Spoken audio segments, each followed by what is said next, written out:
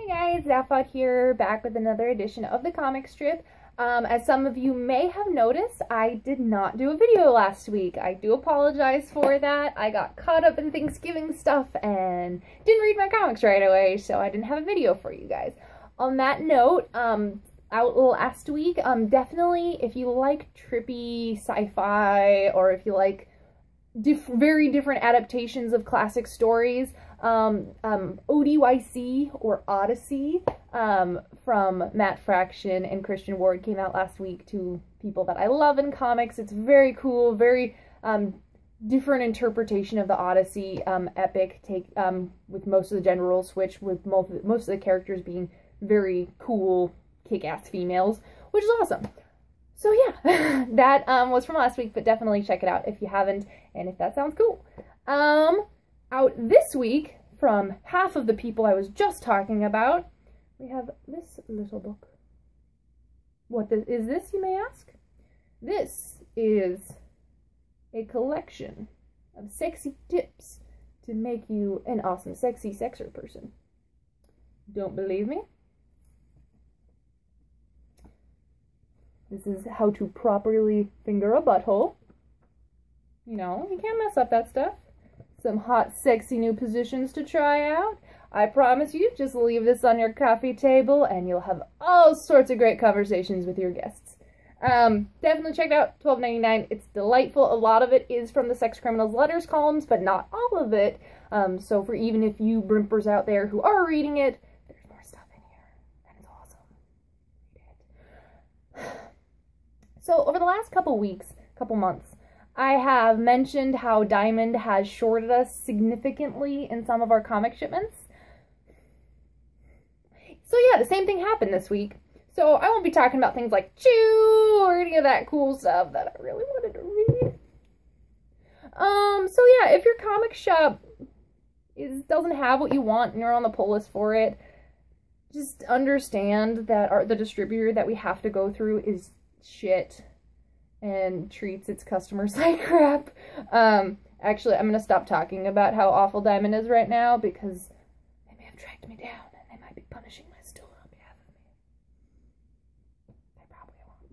They don't care enough to do all that work. But anyway, yeah. So it's a small week. I was actually gonna just do my video last night, which would be the first time I've done that in a while. But then I got a new TV and I had to spend some time with that. So yeah, so let's get started. First up, we have a new #1 out from Vertigo. This is Wolf Moon from Colin Bunn and Jeremy Hahn. So as you may guess, this is a werewolf story. However, it is a very different take than what I imagine you have read in the past. This story focuses on a werewolf hunter, and the werewolfness, instead of being a curse on one person, it spreads and passes from person to person with each cycle.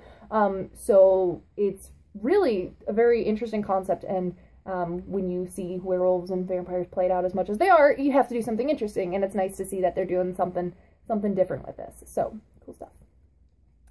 Oh, and then we have the one and the only Birthright.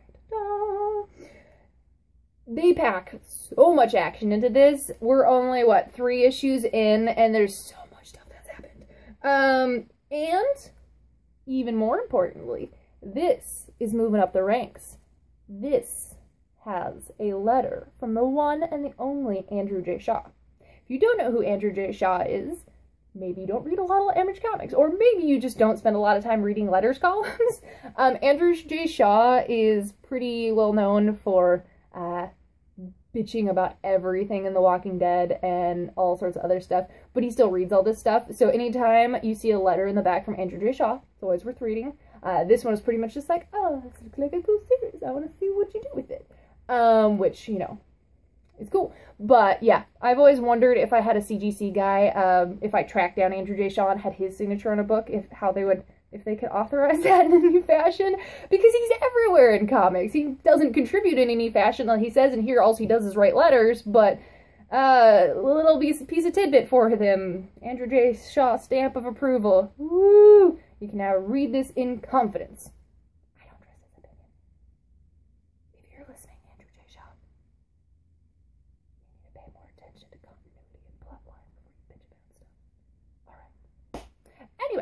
now that I had that. Then I have issue 35 of Batman Eternal. I was really excited because I had actually fallen behind 2 weeks on this, so I had 3 issues to read back to back, which is a really good way to do it with this series since it does happen weekly and there are plot points that just pick up right off the get-go. It's nice to have let it build up a little bit and give yourself a little bit of a lengthy bit to go off of. A lot of crazy stuff going on with this series, a lot of hush stuff. Hush. Good stuff. Also, while we're talking about Batman, let's hear about the news. There is talk of a Dark Knight 3 being written by Frank Miller and Scott Snyder. My heart. So excited about this. Apparently Frank Miller isn't doing well enough to do the art on it, but they're looking at other artists, possibly Sean Murphy, which would make me so excited. So anyway, there's that to possibly look forward to. It's gonna be awesome if that happens. I'm stoked. Hells yes. Awesome stuff. I don't like those people, can't you tell? Whatever. So then we have from Image the gorgeous book that is Low. This issue takes place 4 months after the last one, so there's a tiny bit of a time gap there. This is, oh, I love this series so much. And he even gets to do a self-referential name drop to Deadly Class in here. So if you're, if you're looking for that kind of thing, it's there for you. Then we have issue 2 of Tooth and Claw, or as it is now known, the Autumnlands Tooth and Claw.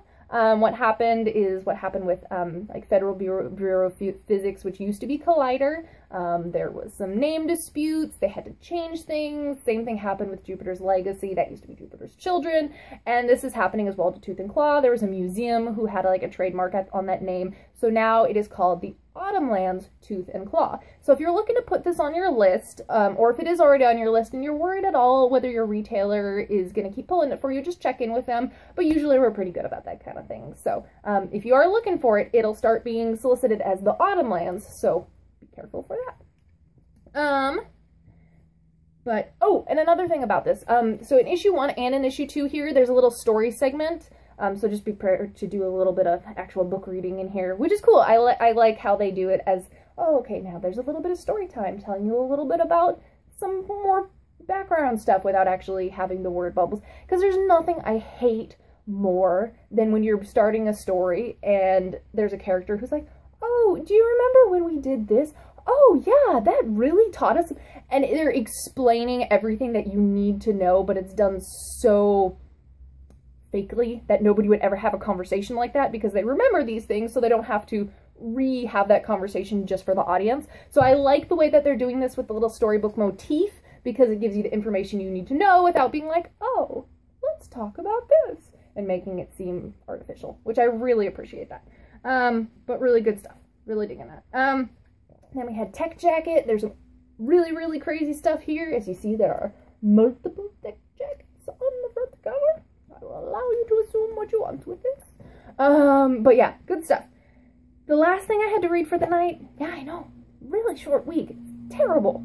Because I didn't have any to do. Was Gotham Academy, which I am really enjoying. It's very fun and delightful. And in this issue, there's a little, just a smidge of a crossover reference with Batgirl, where they reference one of the bands that has a sticker on the front cover of Batgirl #1. And, sorry, 35, the new start of Batgirl. And they're tying things ever so slightly together here, and I hope we'll see a little bit more of that in the future, because I can see these titles really meshing well together, this and Batgirl with their cool, little bit of an indie young feel, and I'm really digging it. So yeah, good stuff. That's it for me, because I had like no comics to read this week, which is heartbreaking.